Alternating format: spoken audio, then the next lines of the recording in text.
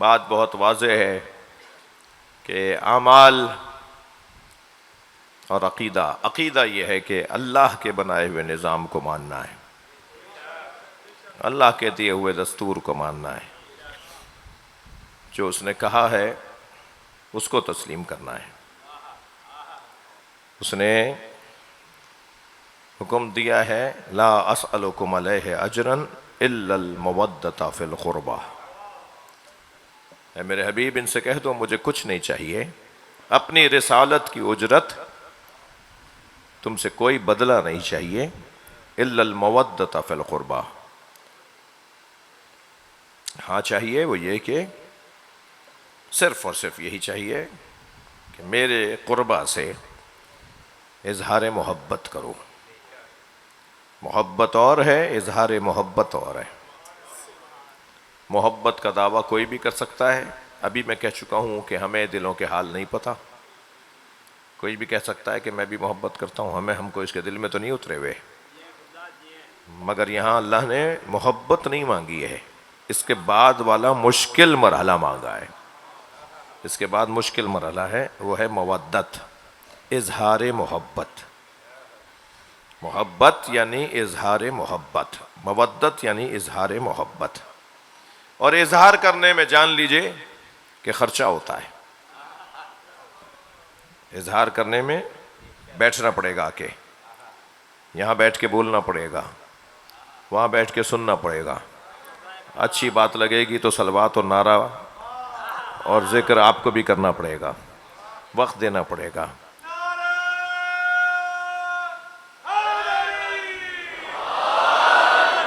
تکلیف اٹھانا پڑے گی، پیسہ خرچ کرنا پڑے گا۔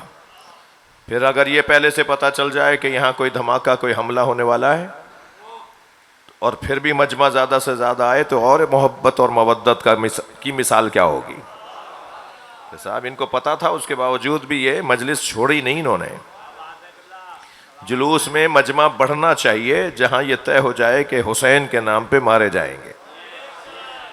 کوئی ہیپیٹائٹس بی میں مرے گا، کوئی سی میں مرے گا، کوئی ہارٹ فیلئر سے مرے گا، کوئی دیوار سے دب کے مرے گا، کوئی روڈ ایکسیڈنٹ میں مرے گا، کوئی ہارٹ فیلئر میں مرے گا۔ جی کون ہے جس نے آب حیات پیا ہوا ہے؟ بہتر نہیں ہے کالے کپڑوں میں دم نکلے؟ کتنی بڑی سعادت ہے۔ جانا تو سب کو ہے نا غیور، سب کو جانا ہے۔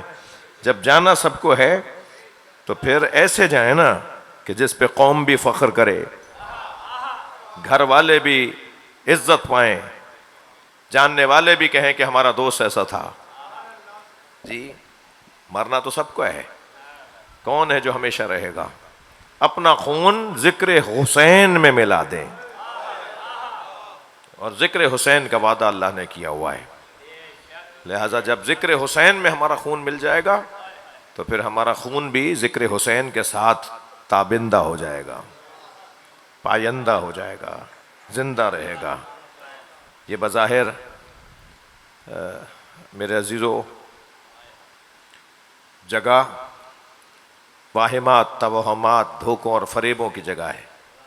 یہ جو دنیا ہے نا، یہ توہمات کی جگہ ہے، دھوکے کی جگہ ہے، ملمہ کاری کی جگہ ہے، فریب کی جگہ ہے۔ یہاں ہے کچھ اور، نظر کچھ اور آتا ہے۔ تو ایسی جگہ سے سرخرو لوٹنے کا ایک انداز یہ ہے کہ ہم اپنے مولا کے نام پر جان قربان کریں۔ میں ان بچوں جوانوں سے کہہ رہا ہوں، بزرگوں کی طرح جیسے آپ کے اجداد تھے، اپنے اندر غیرت مندی کو بڑھاؤ۔ بے غیرت علی والا نہیں ہوتا، بے غیرت حسینی نہیں ہوتا۔ اپنی قوم کی آبرو بڑھاؤ، اپنے ملت کا اچھا چہرہ پیش کرو، اپنی قوم کا مقام اور منزلت اور بہتر بنانے میں اپنا کردار ادا کریں۔ تشیع کا شفاف چہرہ جو بعض لوگ گرد آلود کر دیتے ہیں، انہیں اللہ جانے، مگر آپ کا میرا کام یہ ہونا چاہیے اس چہرے کو ہمیشہ صاف کرتے رہیں۔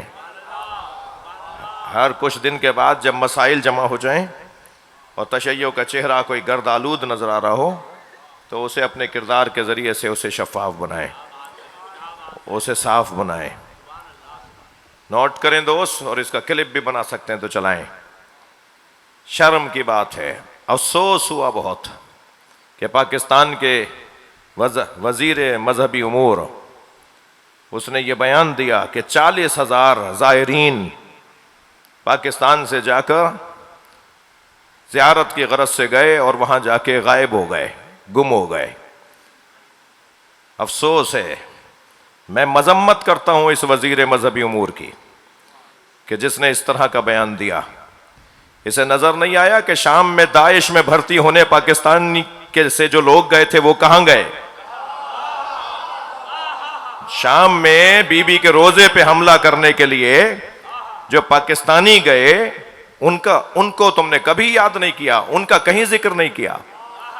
وہ پاکستانی نہیں تھا جو شام میں اس جولانی کی حکومت, اس قبضے کی حکومت کے بننے پر جو شام میں جامع مسجد دمشق میں کھڑے ہو کر, دربار شام میں کھڑے ہو کر آواز دے رہا تھا, استاد جی ہم نے شام فتح کر لیا. وہ استاد جی کوئی پاکستان کا ہی تو استاد ہے.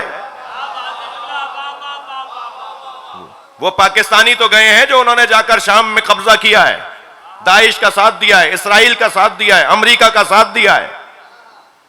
وہ تمہیں نظر نہیں آتے, ان کا کہیں ذکر نہیں ہے.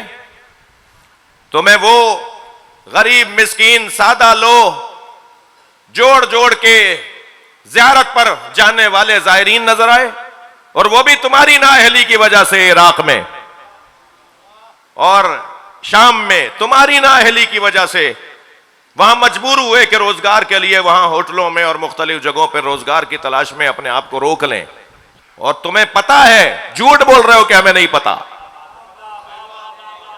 تمہیں سب پتا ہے کہ عراق کے موجودہ سیاسی رہنما عمار الحکیم نے اس حقیر سے, اس آپ کے خادم سے خود کہا جب میں ان سے ملنے کے لیے بغداد گیا. حضرت آیت اللہ باقر الحکیم کے فرزند جو اس وقت الحکمہ موومنٹ کے سربراہ ہیں, وہاں کی سیاسی مذہبی جماعت کے سربراہ ہیں, شیعہ مذہبی جماعت کے جو سربراہ ہیں, علامہ عمار الحکیم نے مجھ سے خود کہا کہ 4,000 پاکستانی ہمارے جیلوں میں ہیں. اپنے وزیر خارجہ سے کہیے, اپنے وزراء سے کہیے انہیں چھڑوائیں. تمہیں نہیں پتا کہ وہ کہاں ہیں, تمہیں نہیں پتا وہ کہاں ہیں. وہ ان ممالک کی جیلوں میں ہیں, چھڑواؤ نا انہیں, تمہاری ذمہ داری ہے. اور تمہیں زائرین نظر آ گئے, 4,000 زائرین, 40,000 زائرین وہاں گئے تھے اور غائب ہو گئے. تمہیں انہیں تو یاد کر رہے ہو, ان کو تو ذکر میں لا رہے ہو, ان کو تو تم بدنام کر رہے ہو. تمہیں وہ کشتیوں میں ڈوبتے ہوئے پاکستانی مسافر نظر نہیں آتے جو روزگار کی تلاش میں کبھی اٹلی جاتے ہوئے ڈوبتے ہیں, کبھی یورپ کے اور ممالک میں جاتے ہوئے ڈوبتے ہیں, کبھی آسٹریلیا جاتے ہوئے سمندروں میں ڈوب جاتے ہیں. ان کا ذکر کیوں نہیں کیا؟ میں مذمت کرتا ہوں آج کی اس مجلس اعضا میں پاکستان کے وزیر مذہبی امور کی. اور اگر اس وزیر نے معافی نہیں مانگی, معذرت نہیں کی, یا کم سے کم یہ بھی نہیں بتایا کہ پاکستان کے کون کون سے مدرسوں سے داعش میں بھرتی ہونے کے لیے پاکستان کا ملا گیا ہوا ہے.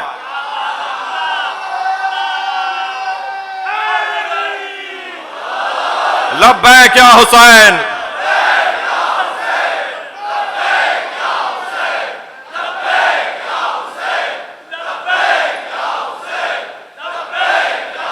بلند تر صلوات.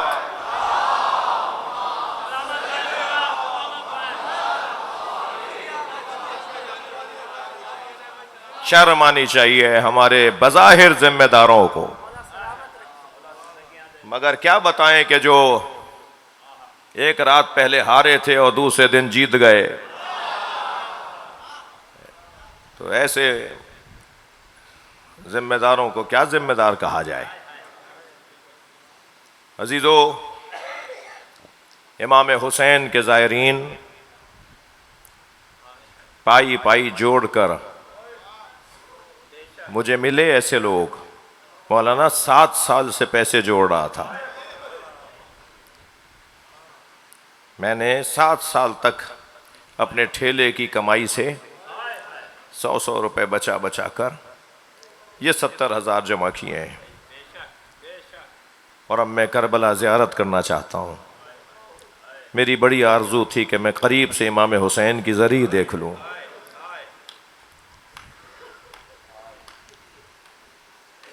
10 لاکھ سے زیادہ زائرین جاتے ہیں پاکستان سے 10 لاکھ سے زیادہ زائرین جاتے ہیں سال بھر میں۔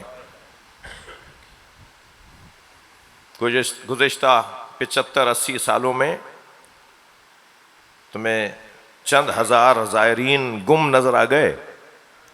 وہ جو کروڑوں کی تعداد میں زائرین گئے اور زیارت کر کے واپس آئے، تم نے ان کی دل آزاری کی ہے، تم نے امام حسین کے زائرین کی دل آزاری کی ہے۔ کوئی نہیں ہے اس ملک میں تم پر اعتراض کرنے والا، کوئی نہیں کر سکتا تم پر اعتراض، تم جو چاہو گے بول دو گے۔ افسوس ہے، مذمت ہے ایسے لوگوں کی۔ سلام ہو امام حسین کے ان زائرین پر جنہوں نے بازو کٹوائے مگر زیارت نہیں چھوڑی، جنہوں نے گولی کھائی مگر امام حسین کے حرم میں رش کم نہیں ہونے دیا۔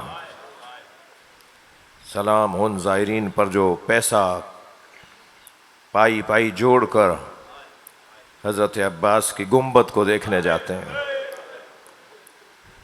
حضرت مولا حسین کی اس 6 گوشہ 6 کناروں 6 کونوں والی زری کو دیکھنے جاتے ہیں، جس میں سرہانے مولا حسین ہیں اور پائنتی حضرت علی اکبر ہیں۔ اجرکم اللہ، اجرکم اللہ۔